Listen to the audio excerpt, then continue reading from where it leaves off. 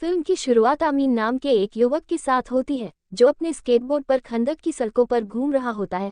वर्तमान में सदियों से शक्ति और ज्ञान का केंद्र शहर एक कुख्यात विदेशी आक्रमणकारी के हाथों में पड़ गया है जिसे इंटरगैंग कहा जाता है। आमीन एक इंटरगैंग चेक पॉइंट पर आता है जहां वह एक सैनिक को वैन के अंदर एक वैन का निरीक्षण करने से रोकने के लिए आता है जिसके अंदर 4 सहयोगी समीर, इस्माइल और करीम हैं, एक छिपे हुए बंदी के साथ जो कोरियाई भाई बहन और आमीन की मां एड्रियाना होती है जो उन्हें चौकी से गुजरने में मदद करती है। आमीन एक हंगामा करता है, वह सैनिक के लिए अपनी भावनाओं को व्यक्त करता है। आमीन की व्याकुलता की मदद से उनके दशकों के उत्पीड़न के लिए इंटरगैंग को बुलाता है। वैन सफलतापूर्वक चौकी से गुजरती है और आमीन की मां आमीन को भगा देती है, फिर अपनी मां की अनुमति मांगते हुए वैन को पकड़ लेती है। उनके साथ टैग करने के लिए वह स्वीकार कर देती है क्योंकि उनका मिशन बहुत खतरनाक है, इसलिए वे अलग हो जाते हैं क्योंकि वैन सबा के मुकुट को खोजने के लिए अपने मिशन के साथ आगे बढ़ने के लिए रेगिस्तान के पहाड़ों पर ड्राइव करनी होती है। रास्ते में शमूएल एड्रियाना को उसके हार पर शीघ्र ही झांकते हुए देखता है और सुझाव देता है कि यह काला बाजार में एक बिकने के लायक है। हार असली वकील से बना है, जादुई गुणों वाला एक दुर्लभ खनिज जो केवल युद्ध में पाया जाता है, लेकिन एड्रियाना ने उसे दूर कर दिया और संकेत दिया कि यह एक पारिवारिक विरासत है। एक पुरातत्वविद होने के नाते आपके सम्मान से पता चलता है कि वे जिस मुकुट की तलाश कर रहे हैं वह बहुत शक्तिशाली है क्योंकि यह शुद्ध अनंत काल से बना है। वह कहती है कि इससे पहले कि इंटरगैंग अपनी महान शक्ति का लाभ उठाए, ताज को ढूंढना चाहिए। समीर, इस्माइल और एड्रियाना ने पहाड़ की खोज की जबकि कोरियाई किसी भी इंटरगैंग सैनिकों के आने पर नजर रखता है। सैनिकों को उनका पता लगाने में देर नहीं लगी और उन्होंने समीर को मार डाला और कोरियाई पर कब्जा कर लिया। इस बीच एड्रियन और इस्माइल पहाड़ में और आगे बढ़ते हैं। दोनों ने तेथादम के मकबरे के साथ साथ सबाक के मुकुट को सफलतापूर्वक पाया। माना जाता है कि खंदक का चैंपियन और नायक जैसे ही एड्रियाना का ताज होता है, इंटरगैंग कोरियाई बंधकों को पकड़ते हुए आता है। वे उसके स्थान पर आक्रामक रूप से शूटिंग से मुकुट चोरी करने का प्रयास करते हैं। वह तुरंत भाग जाती है लेकिन उसे देखते ही रुक जाती है। भाई को गोली लगने वाली है, खुद को घिरा हुआ पा रहा है। वह खुद को उनके सामने आत्मसमर्पण करने का नाटक करते हुए दिखाती है कि वह अप्रत्याशित रूप से टेथ एडम्स बम के ऊपर आ जाती है, जहां वह एक पल में अपने हार के वकील द्वारा संचालित एक मंत्र के साथ उसे बुलाती है। एडम की कब्र से जागते ही बिजली के झटके की लहर मिट जाती है। इंटरगैंग सैनिकों ने उस पर गोलियां चलाईं लेकिन कोई फायदा नहीं हुआ।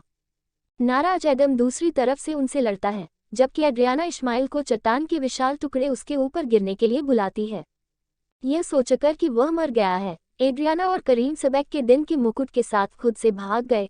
इस बीच एडम निर्दयता से झपकी लेता है और पहाड़ में अंतर समूह सैनिकों को मारता है। वह पहाड़ से बाहर मंडराने से पहले दीवार पर एक छेद करता है, फिर वह सब मिटा देता है। इंटरगैंग बैकअप बलों की अपनी जबरदस्त शक्तियों के माध्यम से उसकी अविश्वसनीय गति उसे विरोधियों के आने वाले हमलों में हेरफेर करने की अनुमति देती है। तभी एड्रियन और करीम ठोकर खा जाते हैं। एडम उनके बैन में भागते समय जैसे ही आदम धीरे धीरे उनके पास आता है, भाई बहन आतंक में जम जाते हैं। उसके पीछे एक सैनिक वकील द्वारा ईंधन भरे रॉकेट को शूट करने के लिए तैयार करता है, लेकिन एडम रॉकेट को पकड़ता है और विस्फोट होने से पहले उसे घूरता है। अटॉर्नी से शक्ति उसे घायल कर देता है और वह अंततः होश खो देता है। एड्रियाना और क्रीम एडम को अपने साथ वैन में ले आते हैं और शहर के लिए घर चलाओ। वापस पहाड़ में इस्माइल मरा नहीं है और खंदक में इंटरगैंग का नेता निकला है। वो एक अन्य इंटरगैंग टुकड़ी के साथ संवाद करता है जिसे रैप्टर्स कहा जाता है ताकि ताज की घटनाओं का पीछा जारी रखा जा सके और आचरण ने अमेरिकी सरकार के अधिकारी अमांडा वालर का ध्यान आकर्षित किया। वह न्याय समाज के नेता कार्टर हॉल से संपर्क करती है, हॉकमैन के रूप में बेहतर जाना जाता है, अन्य सदस्यों को इकट्ठा करने और उन्हें एडम को पकड़ने के लिए असाइन करने के लिए। दोनों सदस्यों के बारे में चर्चा करने के लिए आगे बढ़ते हैं जिन्हें मैक्सिन हंकल में तैनात किया जाएगा, जिसे साइक्लोन के रूप में भी जाना जाता है, जिसके पास पवन हेरफेर शक्तियां, कंप्यूटर कौशल और एक अविश्वसनीय आईक्यू। एडम स्मैशर है, जिसका असली नाम अल रॉस साइन है। उसे अपने चाचा की विकास और सुपर तनाव की शक्तियां विरासत में मिली हैं। और कैंट नेल्सन भाग्य को पुरातत्व जादू टोना में भी महारत हासिल है।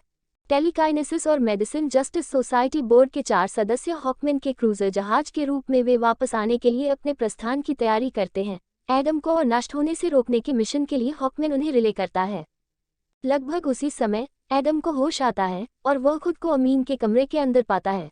वह जल्दी से खुद को रॉकेट से लगी मामूली चोट से ठीक कर लेता है, जबकि अमीन उसे सम्मोहित होकर देखता है।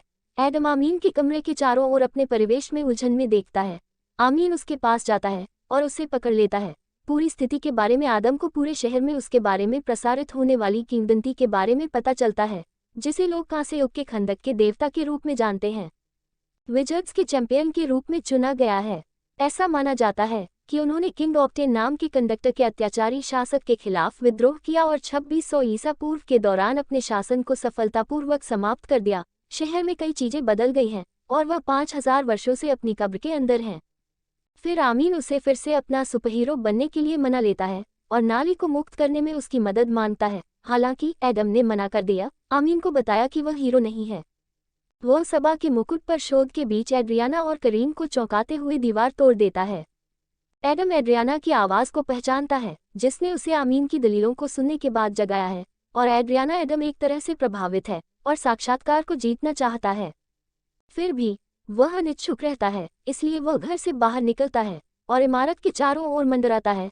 आमीन लगातार उसका पीछा करता है क्योंकि एडम शहर के बीच में मूर्ति के लिए अपना रास्ता बनाता है।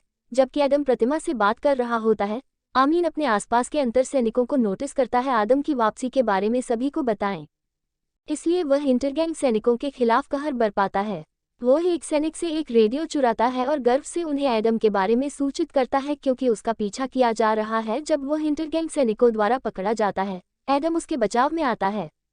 वह एक के बाद एक सैनिकों को मार डालता है, या तो अपनी शक्तियों का उपयोग करके उन्हें उछालना या झपटना। न्याय समाज अपने जहाज से यह देखता है और वे समय पर पहुंचते हैं ताकि एडम को शहर में और नुकसान और मौत का कारण बनने से रोका जा सके। वे हॉकमैन और डॉक्टर भाग्य के साथ 2 हिस्सों में बंट गए और इंटरगैंग सैनिकों को बचाने के लिए उड़ान भरी एडम से आमने सामने मिलने का उनका पहला मौका है। हॉकमैन लीड लेता है, खुद को न्याय समाज के रूप में पेश करना जिसका मिशन शांति बहाल करना है। डॉक्टर भाग्य जारी है, यह कहते हुए कि एडम को उनके सामने आत्मसमर्पण करना चाहिए या वह मर जाता है। एडम ने स्पष्ट रूप से मना कर दिया।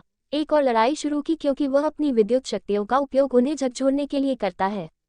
बचाव में डॉक्टर के पैर उसे विचलित करते हैं, जबकि हॉकमैन उसके खिलाफ एक मजबूत मुक्का मारता है। यह एडम को उत्तेजित करता है और थोड़ी देर बाद उनके बीच लड़ाई होती है। डॉक्टर भाग्य कॉल का चक्रवात और एडम स्मैशर चक्रवात हवा के हेरफेर के माध्यम से उभरता है, क्षेत्र में एक बवंडर का कारण बनता है, जबकि एडम स्मैशर एडम को अपने हाथ में फंसाने के लिए खुद को बढ़ाता है। वे प्रत्येक एडम को पकड़ने के प्रयास में बदल जाते हैं, लेकिन आमीन, एड्रियाना और नागरिक एडम की जीत के गवाह बन जाते हैं, जिसके परिणामस्वरूप उसके लिए एक जोरदार जयकार होती है। इसके बावजूद एडम उन्हें घूरता है और वह उड़ जाता है। न्याय समाज के इरादे के बारे में सुनकर आदम को समर्पण करने पर एड्रियाना उपहास करती है कि हॉकमैन उसे जवाब देता है कि एडम नायक नहीं है, लेकिन एक विनाशकारी पागल व्यक्ति है जो आचरण को नष्ट करने में सक्षम है। न्याय समाज उसे एडम के साथ शांतिपूर्वक बातचीत करने में मदद करने के लिए समझाने का प्रबंधन करता है। वे प्राचीन महल के स्थान की ओर जाते हैं, जहां वे एडम से मिलते हैं, हॉकमैन के रूप में अपने शांतिपूर्ण आत्मसमर्पण के लिए बातचीत करते हैं और एडम उनकी चर्चा के दौरान गर्म हो जाते हैं। एड्रियाना हस्तक्षेप करती है, वह उन्हें बताती है कि लड़ाई उनके मतभेदों को दूर नहीं कर पाएंगे। लेकिन लड़ाई शुरू होने से ठीक पहले दोनों असहमत हैं। एड्रियाना को आमीन का फोन आता है। आमीन ने उसे इश्माइल के ताज चोरी करने के लिए अचानक उनके घर आने की सूचना दी। उनके घर में इश्माइल द्वारा गोली मारे जाने से करीम को चोट लग जाती है, जबकि आमीन इंटरगैंग सैनिकों से छिप जाता है। एड्रियाना फिर से करीम और आमीन की मदद करने के लिए एडम से भीख मांगती है, उसे विश्वास दिलाता है कि वह अभी भी एक पल में चैंपियन नहीं होने के बावजूद जान बचाने में सक्षम है। आदम अपनी इमारत के रास्ते वापस अंदर जाता है। आमीन चुपचाप अपने छिपने की जगह को बाहर निकलने की ओर छोड़ देता है, लेकिन इश्माइल ने उसे स्पॉट किया। वह इंटरगैंग सैनिकों को उसे पकड़ने का आदेश देता है, लेकिन आमीन कायम रहता है। बाद में मोटरसाइकिल पर एक सैनिक आमीन का अपहरण करने आता है। एडम इमारत के ठीक ऊपर प्रकट होता है और सैनिक पर हमला करता है। इस प्रक्रिया में आमीन को बचाते हुए इश्माइल आमीन के पीछे से चुपके से आता है और उसे ले जाता है, जबकि एडम विचलित होता है। आमीन की अनुपस्थिति को देखते हुए एडम रैप्टर्स को पकड़ता है और उनका पीछा करता है क्योंकि वे हलकों में मंडराते हैं। लंबे समय तक हॉकमैन आदम को बचाने में एडम की सहायता करने के लिए पीछा नहीं करता है, जबकि इंटरगैंग के खिलाफ लड़ाई में दोनों अपने गर्म तर्क के साथ जारी रहते हैं। लेकिन एडम मना कर देता है और आगे उसकी मदद से इनकार करता है। सैनिक विभिन्न दिशाओं में युद्धाभ्यास करते हैं, जहां जल्द ही एडम उनमें से हर एक को पकड़ लेता है और वह आमीन के लिए प्रत्येक बाइक पर जांच करता है, लेकिन इस बीच उसे खोजने में विफल रहता है। इश्माइल सफलतापूर्वक एडम से छुटकारा पा लेता है आमीन को अपने साथ ले जाता है। उसे इंटरगैंग ठिकाने के लिए न्याय समाज करीम के साथ अपने जहाज के अंदर फिर से इकट्ठा होता है। वहीं घायल का उपचार किया जा रहा है। एड्रियाना इस्माइल के विश्वासघात के साथ साथ अपने बेटे और भाइयों की स्थिति के बारे में निराश महसूस करते हुए अपने घर वापस आती है। डॉक्टर भाग्य आता है और उसे एक यात्रा का भुगतान करता है। उसे आश्वस्त करता है कि न्याय समाज उन दोनों को तभी बचाएगा। एडम भी उनके घर पहुंचता है। प्रवेश द्वार में एक दीवार को तोड़कर हॉकमैन पीछा करता है। पूछताछ के लिए कैदियों के रूप में उसके साथ 2 इंटरगैंग सैनिकों को लाता है। इंटरगैंग सैनिकों को देखकर एड्रियाना ने उन पर मुट्ठी बांधकर हमला किया, लेकिन एडम ने एडम और स्टीव को रोक दिया। उन्हें आसमान तक ले जाते हैं और उनसे सवाल करते हैं। जब 2 कैदी उत्सुकता से उन्हें आमीन का पता बताते हैं, वो उन्हें जमीन पर गिरा देता है। यह फिर से हॉकमैन को गुस्सा दिलाता है, जो गिरने वाले कैदियों को पकड़ने के लिए जल्दी से दौड़ता है। उनकी गर्म चर्चा घर के अंदर एक और विवाद की ओर ले जाती है, जो लिविंग रूम से उनके बीच में बेडरूम तक पहुंचती है। एडम एक टूर्नामेंट में अपनी मुट्ठी को चमकता हुआ पाता है जब वह एक लकड़ी के दरवाजे के माध्यम से मुक्का मारता है और उसके ठीक पीछे छिपे सेबाग के मुकुट की खोज करता है, जो क्षण भर में अपनी गेंद को रोकता है। वे सभी ताज को सुरक्षित करने के लिए जस्टिस सोसाइटी के जहाज के अंदर इकट्ठा होते हैं। जब हॉकमैन ताज से तुरंत छुटकारा पाने का सुझाव देता है तो एड्रियाना उसे रोकती है। वह जोर देकर कहती है कि आमीन को सुरक्षित रखने के लिए मुकुट ही एकमात्र कुंजी है, इसलिए वह उस पर कायम है और एडम और हॉकमैन पर एक साथ काम करने का दबाव डालती है जब तक कि आमीन सुरक्षित न हो जाए।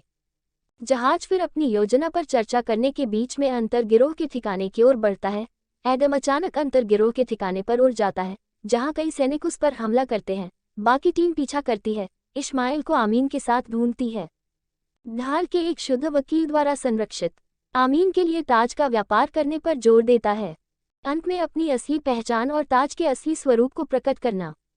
उन्होंने अपना परिचय इंटरगैंग के नेता और राजा के अंतिम जीवित वंशज के रूप में दिया।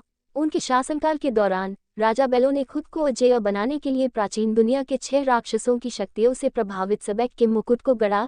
इस्माइल अपने पूर्वजों के लक्ष्य का पालन करता है, मुकुट लेने का लक्ष्य रखता है और खंदक एड्रियाना के राजा के रूप में अपनी सही जगह का दावा करता है, अनिच्छा से देता है। हालांकि अपने बेटे को बचाने की उम्मीद में इस्माइल को ताज। इस्माइल ने सौदेबाजी के अपने हिस्से को धोखा दिया। जैसे ही वह मुकुट पर कब्जा कर लेता है, वह आमीन पर अपनी बंदूक का लक्ष्य रखता है और उस पर एक गोली चलाता है। इससे उनके बीच हंगामा होता है। एडम को अनियंत्रित रूप से आमीन की ओर ले जाता है। उसकी गति उसे प्रभावी रूप से आमीन से बचाने की अनुमति देती है। गोली अपने क्रोध को समाहित करने में असमर्थ आदम अपनी शक्ति के साथ ग्रेनेड को नष्ट कर देता है। वह आमीन को घायल कर देता है और इस्माइल को मार डालता है, जो पहले से ही मुकुट पहन चुका है। एडम अपने अपराध के कारण मानसिक रूप से पीड़ित हो जाता है और प्राचीन महल हॉकमैन की ओर उसका पीछा करता है। प्रतिमा को घूरते हुए एडम को देखते हुए एडम ने उसे बताया कि आसपास की किंवदंती आचरण करती है, गलत जमा किया गया है। यह एडम का बेटा हारुत था, जिसे विजर्ड्स द्वारा अधिकार दिए गए थे और उसकी जड़ों की अजेयता के बारे में जागरूक चैंपियन के रूप में नामित किया गया था। राजा ऑक्टन ने कई हत्यारों को अपने परिवार को मारने का आदेश दिया था। सप्तक के प्रति रोष से भरे हत्यारों द्वारा मारे जाने से ठीक पहले हारुत ने आदम को अपनी जान बचाने के लिए अपनी शक्ति दी। आदम प्राचीन महल में भाग गया। उसने अपने परिवार की मौत का बदला लिया और खंदक के पूरे शहर को नष्ट करने के करीब आ गया। उनके कार्यों ने जादूगरों की परिषद को नाराज कर दिया। उन्होंने उसे एक पहाड़ के अंदर सेबाग के मुकुट के साथ कैद कर लिया, जो बाद में उसका मकबरा बन गया। एडम खुद को एक सच्चे नायक बनने के योग्य समझता है और वह न्याय समाज को आत्मसमर्पण करने का फैसला करता है। वे उसे टास्क फोर्स एक्स द्वारा एक गुप्त पानी के नीचे के स्थान पर ले जाते हैं, जहां वे उसे दुनिया के बाकी हिस्सों से छुपाते हैं, जबकि न्याय समाज आमीन, एड्रियाना और कोरियाई को आचरण के शहर में वापस लाता है। एड्रियाना और साइक्लोन भी मुकुट पर उकेरे गए वास्तविक संदेश के बारे में सीखते हैं, जिसमें कहा गया है कि मृत्यु ही जीवन का एकमात्र मार्ग है। उन्हें पता चलता है कि इस्माइल ने जानबूझकर एडम को ताज पहनाते हुए उसे मारने के लिए उकसाया था। उसकी मृत्यु उसे नरक तक पहुंचाती है, जहां वह सबा के 6 राक्षसों के चैंपियन के रूप में पुनर्जन्म लेती है। इस समय इस्माइल अपनी शक्तियों के साथ अपने सिंहासन का दावा करने के लिए अंडरवर्ल्ड से निकलता है। जहाज उसे पहचानता है, जो दानव सब्बात के रूप में रूपांतरित होता है। वे लगातार उस पर गोली चलाते हैं और बदले में वह जहाज को जलाने के लिए आग लगाता है। हॉकमैन युद्धाभ्यास जहाज को दूर ले जाता है, लेकिन सेबब लेता है उनके जहाज को पकड़कर फेंक देते हैं और वे मोटे तौर पर जमीन पर उतर जाते हैं, क्योंकि जहाज नाली की सड़कों पर दुर्घटनाग्रस्त हो जाता है। चायमी क्रैश के माध्यम से अलग हो जाता है, लेकिन वे बॉक्स को गिनते हैं। हॉकमैन साइक्लोन और एडम्स मास्टर पर हमला करता है। जब सबेक के खिलाफ उनकी लड़ाई शुरू हो जाती है तो बारी बारी से हमला करते हैं। डॉक्टर भाग्य पूरे प्राचीन महल को एक बाधा से भर देता है ताकि उन तीनों को प्रवेश करने से रोका जा सके, ताकि उसकी पूर्व सूचना को होने से रोका जा सके। डॉक्टर भाग्य अंततः हॉकमैन को प्रवेश करने से रोकने का फैसला करता है। प्राचीन महल वह अपने साथियों को अलविदा कहता है क्योंकि वह सभा पर अकेले ही प्रवेश करने की कोशिश करता है। लेकिन सबेक के सिंहासन के करीब आने से ठीक पहले डॉक्टर की किस्मत का कोई फायदा नहीं हुआ। वह अपने सूक्ष्म प्रक्षेपण का उपयोग करते हुए एडम को बुलाने के दौरान अपनी सर्वश्रेष्ठ क्षमता से लड़ता है। वह उसे सिंहासन के पास आने से रोकने के लिए जमीन पर एक बॉक्स रखता है। अंतराल के दौरान वह एडम के साथ संवाद करता है, उसे दानव चैंपियन को हराने और एक सच्चा बनने के लिए प्रेरित करता है। आचरण के रक्षक एडम ने अपनी उपस्थिति को भांप लिया और अपने सेल से बचना चाहता है। वह टास्क फोर्स एक्स के सैनिकों के खिलाफ संघर्ष कर रहा है, लेकिन वह हार नहीं मानता। दो लड़ाइयां एक साथ शुरू होती हैं क्योंकि एडम टास्क फोर्स एक्स से भागने के लिए लड़ता है, जबकि डॉक्टर पैर लगातार राक्षसों को इसके बारे में विचलित करते हैं। कुछ समय बाद सांप की सिंहासन से कुछ कदम दूर है। डॉक्टर भाग्य उसे दूर रखता है, लेकिन वह एक भयानक हमले से मारा जाता है। फिर वह खुद को थका देता है, जिससे प्राचीन महल के चारों ओर बल क्षेत्र हॉकमैन साइक्लोन को तितर बितर कर देता है और एडम स्मैशर अब प्रवेश करने में सक्षम हो जाते हैं। जहां वे कार्रवाई में पहने हुए डॉक्टर भाग्य को देखते हैं, सब बात डॉक्टर भाग्य के पास दौड़ता है और अपने सिंहासन पर बैठने से पहले उसे चूर चूर कर देता है। सेबस्टियन उसे नरक के दिग्गजों को बुलाने की अनुमति देता है, जो पूरे शहर को दहशत से भर देता है। एड्रियाना, आमीन और करीम, जो दूसरों से अलग हैं, बड़ी संख्या में राक्षसों के कंकालों के सामने आते हैं। तीनों मिलकर उन्हें रोकने के लिए लड़ते हैं। आमीन बाकी आचरण करने वाले नागरिकों को बुलाता है, उनसे आग्रह करता है कि वे प्राचीन महल में अपने शहर की खातिर एक साथ लड़ने के लिए न्याय समाज और सब बात हॉकमैन साइक्लोन और एडम स्मैशर फायर के बीच एक संयुक्त हमले के बीच लड़ाई जारी रखें, लेकिन दानव के खिलाफ हीन बने रही क्योंकि सबेक बाकी न्याय समाज को मारने वाला है। एडम अपनी पुनः प्राप्त शक्तियों के साथ ठीक समय पर पहुंचता है। दो मौजूदा चैंपियन कोंडा के भाग्य का फैसला करने के लिए अंतिम लड़ाई में शामिल होते हैं। इस बीच खंदक के लोगों ने आमीन प्रोत्साहन की मदद से अपना मनोबल स्थापित किया। वे प्रत्येक अपने औजारों को कंकाल के राक्षसों की ओर घुमाते हैं। महल के अंदर आतंकित होने के लिए एक मजबूत इनकार के साथ दानव सबबात एडम को यह कहते हुए गिरा देता है कि वह एक नायक नहीं है और वह जादूगर की शक्तियां उस पर व्यर्थ हैं। एडम हॉकमैन के साथ एक जवाबी हमले को अनायास स्वीकार करता है और सहयोग करता है। हॉकमैन शक्ति का उपयोग करता है और डॉक्टर फेट हेलमेट को अपने सिंहासन पर एक बॉक्स को फंसाने के लिए करता है। क्योंकि एडम अंततः अपना अंतिम झटका देता है, वह बलपूर्वक आधे हिस्से में पीठ को विभाजित करता है और उसे नरक के दिग्गजों के साथ समाप्त करता है। लोग आचरण के व्यापक रूप से उनकी जीत और मुक्ति के लिए जयकार। हॉकमैन ने अपने समय पर आगमन के लिए एडम को अपनी राहत व्यक्त की। दोनों को अच्छी शर्तों पर लाते हुए उन्होंने डॉक्टर भाग्य को अपना अंतिम अलविदा कहा, जिन्होंने एड्रियाना की लड़ाई में खुद को बहादुरी से बलिदान कर दिया। कुछ ही समय बाद आमीन और करीम प्राचीन महल में दिखाई देते हैं। इससे पहले कि न्याय समाज आचरण के शहर को एक शांतिपूर्ण नोट पर विदा करता है, एडम के लिए जोर से चीयर करना जारी रहता है और एड्रियाना उसे कांडा का नेतृत्व करने के लिए प्रोत्साहित करती है। पहले तो वह सिंहासन पर बैठकर खुद को व्यवस्थित करने की कोशिश करता है, लेकिन फिर इसे नष्ट करने का फैसला करता है। फिल्म एडम के स्वीकार करने के साथ समाप्त होती है। कोंडोन के रक्षक होने की जिम्मेदारी। वह अपने घर को वह स्वतंत्रता दिलाने का लक्ष्य रखता है जिसका वह हकदार है, क्योंकि वह नया नाम ब्लैक एडम को अपनाता है।